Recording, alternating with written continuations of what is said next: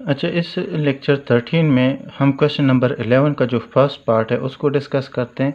इसमें आपको दो मैट्रिसेस गिवन है, ए और बी।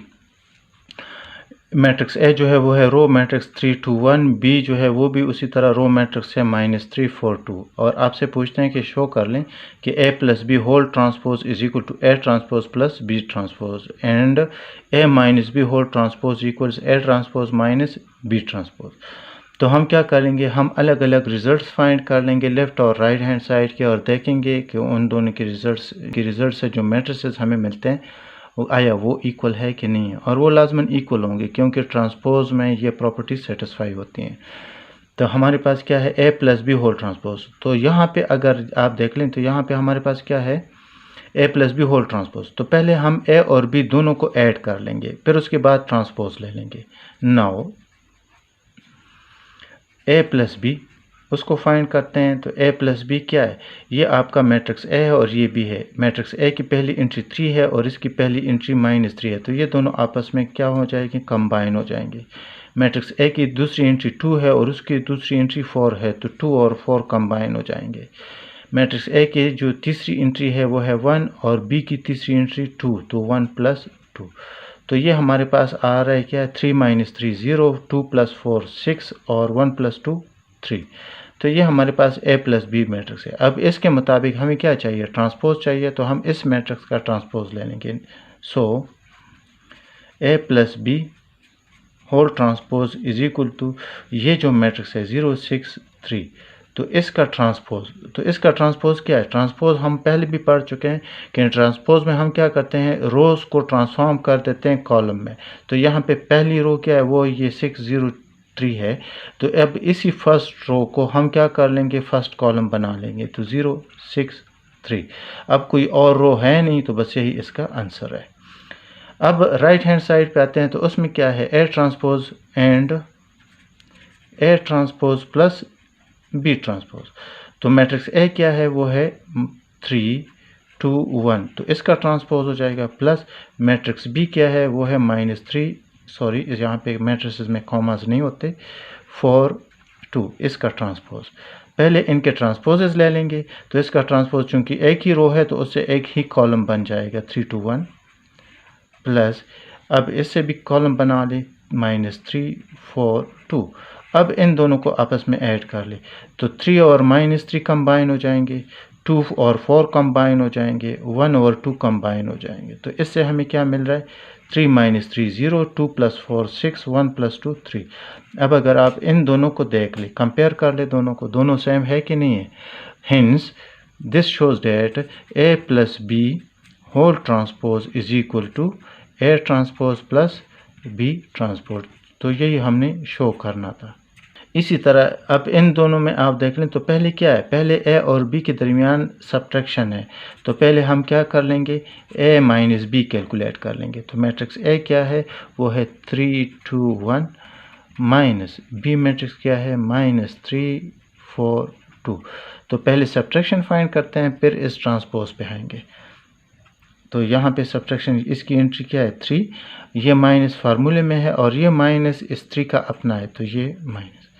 अब ये 2 अपनी जगह पे, ये माइनस फार्मूले में है और ये एंट्री क्या है 4, ये 1 अपनी जगह पे, माइनस और ये 2। तो इससे हमें क्या मिल रहा है 3, ये माइनस माइनस प्लस 3, 2 - 4 -2, 1 - 2 -1। तो इससे हमें मिला 3 + 3 6, -2 और -1। तो ये है ए माइनस बी। अब इसका ट्रांसपोज लेते हैं।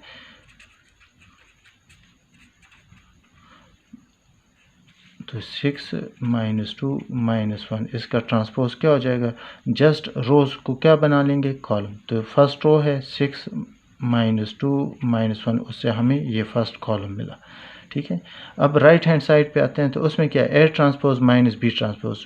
मीन्स पहले हम ट्रांसपोजेस फाइंड कर लेंगे, फिर उसके दरमियान क्या कर लेंगे, सब्ट्रैक्शन। तो A transpose minus B transpose. तो ए ट्रांसपोज आप यहाँ पर दोबारा इसी तरह फाइंड कर सकते हैं, नहीं तो एक दफ़ा आप फाइंड कर चुके हैं, ये वैल्यूज़ उठा के आप यहाँ पे डायरेक्ट भी यूटिलाइज़ कर सकते हैं। नहीं तो आप स्टेप वाइज आ जाएं। मैट्रिक्स ए क्या है, वो है 3 2 1, इसका ट्रांसपोज हो जाएगा माइनस क्वेश्चन के मुताबिक है, और मैट्रिक्स बी जो है वो है -3 4 2। अब इसका ट्रांसपोज, तो पहले ट्रांसपोजेस ले लें। 3 2 1 से बन जाएगा 3 2 1 कॉलम, ये माइनस क्वेश्चन में है, और ये -3 4 2 रो जो है इससे -3 4 2 कॉलम बन जाएगा। अब इन दोनों के दरमियान क्या है, सब्ट्रैक्शन है, तो ये 3 इसकी एंट्री अपनी जगह पे, ये माइनस सब्ट्रैक्शन में है और ये माइनस इस 3 का अपना है। ये 2 माइनस क्वेश्चन में है और ये 4 1 -2। अब इसको चेक कर लें, यहाँ से हमें क्या मिला 3, इसको अगर आप देख लें तो माइनस मल्टीप्लाई हो रहे हैं तो +3 हो जाएगा, तो 3 + 3 से हमें 6 मिलेगा, यहाँ से -2 और यहाँ से -1। तो अब यहाँ पे अगर आप इन दोनों मैट्रिसेस को चेक कर लें तो दोनों सेम आ रहे हैं, तो hence A minus B whole transpose is equal to A transpose minus B transpose. अब इस प्रॉपर्टीज़ का मतलब क्या है, इसका मतलब यह है कि अगर आप मैट्रिसेस को ऐड कर रहे हैं और उसका ट्रांसपोज है, तो आप उसके ट्रांसपोज को इंडिविजुअली डील करने के बाद उन सब मैट्रिसेस को आपस में क्या कर लो, ऐड कर लो। इसी तरह आप सब्ट्रैक्शन में भी कर सकते हैं, तो ये आप पे मुनहसर है, आप इंडिविजुअली ट्रांसपोजेस के बाद उनकी एडिशन सब्ट्रैक्शन करते हैं, या पहले आप एडिशन सब्ट्रैक्शन करते हैं उसके बाद ट्रांसपोजेस लेते हैं, इससे ट्रांसपोज पे कोई फ़र्क नहीं पड़ता। ये था क्वेश्चन 11 का फर्स्ट पार्ट। इसी क्वेश्चन 11 का जो सेकंड पार्ट है उसमें भी आपको 2 मैट्रिसेस गिवन है और आपको कहते हैं कि ये जो 2 प्रॉपर्टीज़ हैं इनको सेटिस्फाई कर ले, तो टेक्निक सेम है, कोई डिफरेंट आइडिया उसमें यूज़ नहीं हो रहा, तो इसी को आप फॉलो कर ले, आपको इंशाल्लाह उसका रिज़ल्ट मिल जाएगा।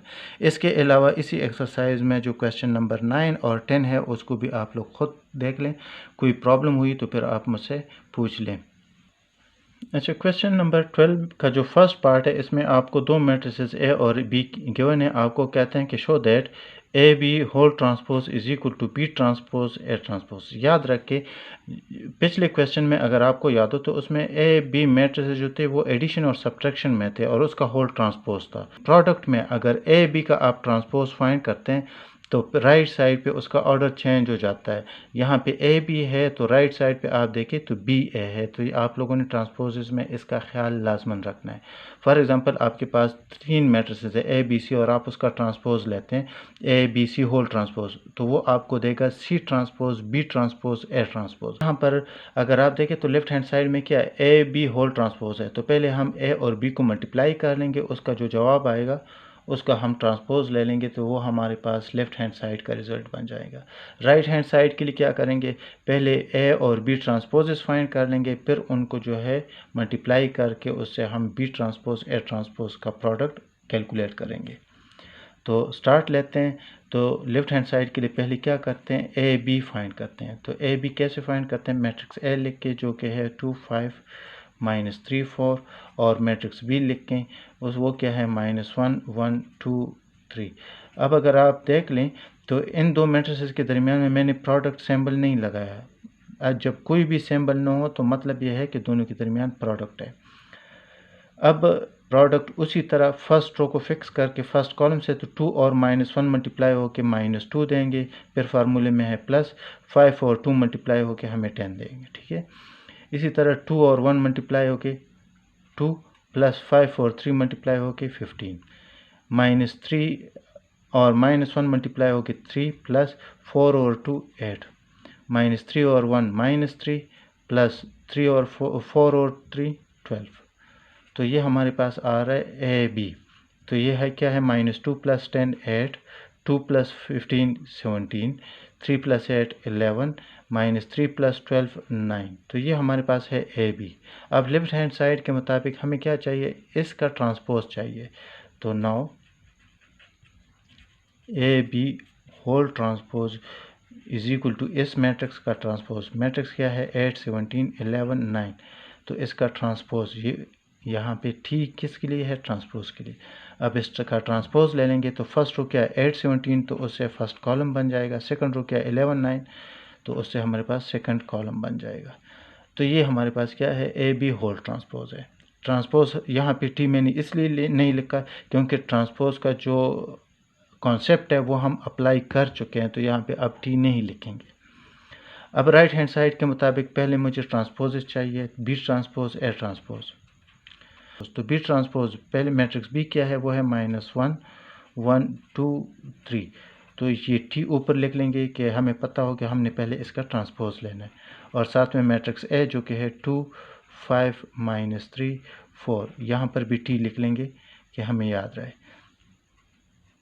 अब इसका ट्रांसपोज लेते हैं तो फर्स्ट रो -1 1, उससे फर्स्ट कॉलम बन जाएगा -1 1, 2 3 से सेकंड कॉलम।